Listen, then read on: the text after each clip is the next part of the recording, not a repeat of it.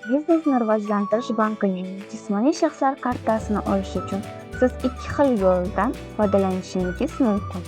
Birinchi usul: o'z hududingizdagi istalgan biznes rivojlantirish banki filialiga tashrif buyuring va karta rasmiylashtiring. Ikkinchi usul: BRB ilovasini yuklab oling va onlayn buyurtma bering. Ilovada xizmatlar bo'limiga kiring, keyin karta buyurtma qilish bo'limiga o'ting. Kartaning turini tanlang: Humo yoki Uzcard. Qaysi filialdan kartani olib ketishingizni ko'rsating. Ofertani qabul qiling va xizmat uchun 30 ming so'm to'lovni amalga oshiring. Buyurtmadan so'ng ko'rsatilgan filialga borib kartangizni oling.